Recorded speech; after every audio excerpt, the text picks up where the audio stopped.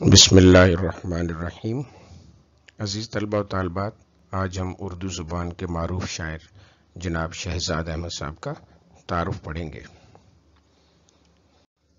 شہزاد احمد ولادت کا سال 1932 1932 اور وفات کا سال 2012۔ شہزاد احمد امرتسر میں پیدا ہوئے۔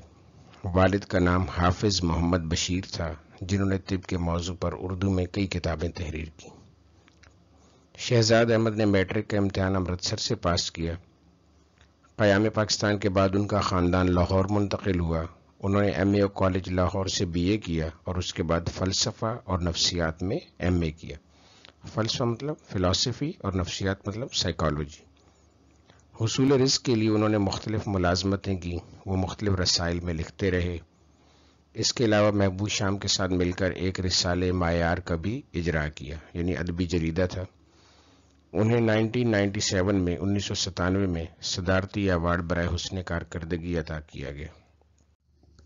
اردو کے جدید شعراء میں ایک اہم نام شہزاد احمد ہے، جنہوں نے زندگی کے بدلتے ہوئے حالات اور جدید تقاضوں کو اپنی شاعری کا موضوع بنایا۔ وہ جذباتی سطح پر متوازن یعنی بیلنس، مکرمی سطح پر متحرک اور تحقیقی سطح پر فعال ہیں یعنی ایکٹیو ہیں۔ اسلوب کی تازہ کاری سے انہوں نے غزل کو نئی جہت سے آشنا کیا۔ اسلوب انداز بیاں، تازہ کاری فریشنس، نئی جہت مطلب نئی سمت سے آشنا کیا۔ ان کا تخلیقی عمل صرف اپنی ذات کے گرد نہیں گھومتا، بلکہ انہوں نے انسانی مسائل اور عالمگیر حقائق کی روشنی میں اپنے آپ کو پہچاننے کی کوشش کی ہے۔ ان کے ہاں انسانی فطرت کی پیچیدگیوں کے ساتھ حالات و واقعات کا خارجی و داخلی آہنگ ہے۔ خارجی مطلب بیرونی اور داخلی مطلب اندرونی، یعنی انسان پر اثر انداز ہونے والی چیزیں جو اس کے دل کی حالت کو، دل و دماغ کی حالت کو اتھل پتھل کر دیتی ہیں، خارجی یا بیرونی حالات، ماحول وغیرہ۔ انہوں نے علم، مطالعہ اور احساس و تخیل سے انسانی فطرت کو جاننے کی کوشش کی ہے۔ ان کی غزل ان کے ہاں لوگوں کا نوحہ ہے۔ نوحہ مطلب ماتم، رونا، جن میں منافقت رچی بسی ہے اور احساس زیاں سے آری ہیں۔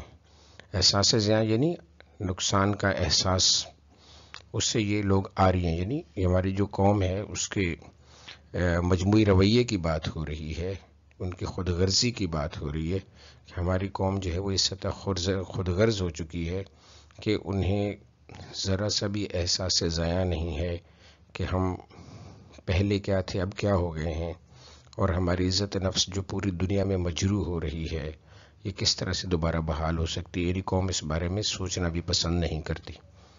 کبھی کبھی سائنسی، نفسیاتی اور فلسفیانہ افکار کی کثرت سے غزل کی روایات مجروح ہوتی نظر آتی ہیں، یعنی ان کے ہاں کبھی کبھی ایسے موضوعات بھی لے آتے ہیں جو سائنسی، سائیکولوجیکل یا فلسفیکل ہوتے ہیں، تو وہ غزل کی روایت سے تھوڑا ہٹ کے ہوتے ہیں، تو اس لیے وہ یہ شاعر یہاں پہ تعارف میں یہ بتایا گیا کہ بھئی یوں لگتا ہے کہ جیسے وہ تھوڑا سا بگڑ رہی ہے، حالات سے، روایت سے ہٹ رہی ہے، لیکن بحیثیت مجموعی انہوں نے غزل کی روایات کی پاسداری کی ہے، یعنی پاس رکھا ہے، خیال رکھا ہے، حمایت کی ہے۔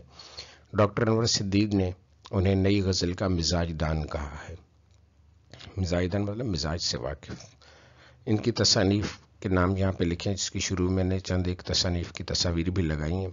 صدف، جلتی بجھتی آنکھیں، ادھ کھلا دریچہ، خالی آسمان، بچھڑ جانے کی رت، دیوار پہ دستک، ٹوٹا ہوا پل، کون اسے جاتا دیکھے، پیشانی میں سورج، اترے میری خاک پہ ستارہ، اسلامی فکر کی نئی تشکیل۔